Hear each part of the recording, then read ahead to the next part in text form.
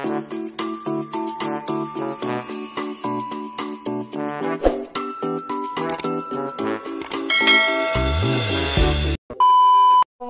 tanghali sa ating lahat dyan, and welcome back again to our channel, Manang Abit Channel. Guys, medyo nagmamadali na tayo ngayon kasi nagluto tayo sa ulam natin pang tanghalian. Yan, kasi may may nagtrabaho dito, nagpagawa kasi si Donnie ng kulungan ng mga piso or mga sisiw kasi dami ng tayong sisiw ngayon guys, so wala na tayong karalagyan.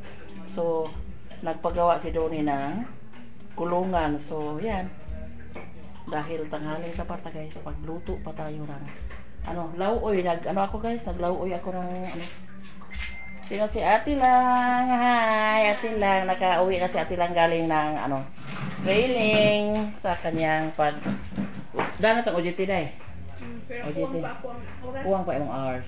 Sige, 1 month naman ilang training, so guys, magpatuloy si Ate Lang ng OJT doon sa assign sa office, sa HR, sa office, sa eskwelahan. Kaya si Ate Lang talaga ng mais. Mayroong lumaan dito na nagbinta ng mais, so 10 pesos isang piraso. So yan, kasi naggulay pa tayo ng lauoy yan para iulam sa ating sa amin ngayon, kasi nandito pa pong yung mga bata kasi nagpabalik-balik pa sila ng follow-up check-up nila ngayon ni Myra at saka ni Marco sa kanilang inuubo kasi sila. First yan nakalagnat, so dahil daw sa ubo nagka-pneumonia yung mga bata. So dito muna sila sa amin tira kasi yung bahay nila ay daming nagkadinggi doon sa kanilang purok. So nandito muna sila nakatira sa ngayon. Yan. Tapos magpatuloy pa tayo sa ating pagluto. Yan, yun yung niluto ko guys. Lauoy. Nandiyan na yung kalabasa, upo, talong, at saka maglagay tayo dito ng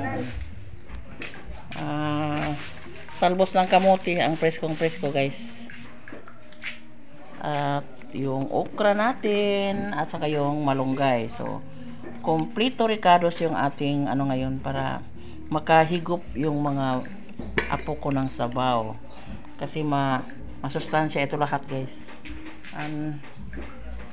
Magpapaksiw pa tayo guys. Yung medyo malaki-laki ay sinahog ko sa natin lauoy. Yan, pinirito. Nagtira ako ng 3 kasi si Marco ay mahilig kasi sa pinirito. Yan, yung ko guys.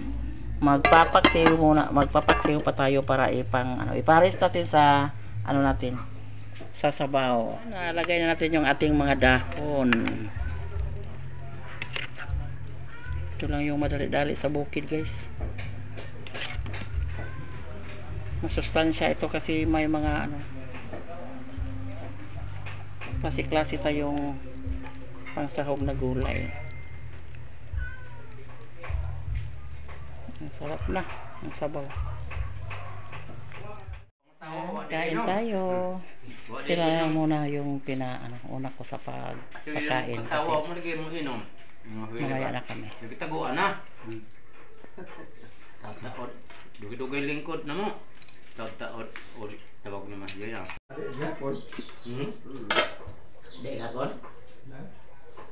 Kain tayo.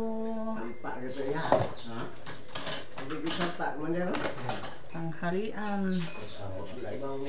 Masarap na sabaw ng lauoy.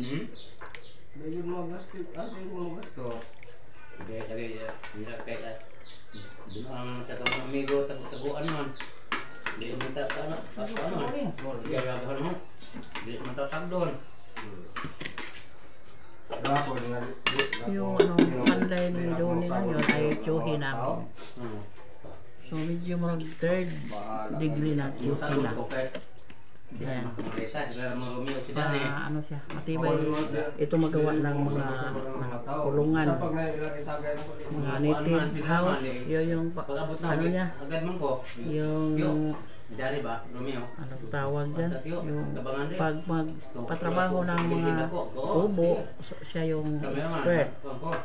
Hindi gaya ng noon na isang pinsan ko na pang concrete yung kanya ano, mahilig, pero siya mga ano, native house, salako, yung mga kulungan ng manok, yan yung expert niya. Pero matanda na yan, 70.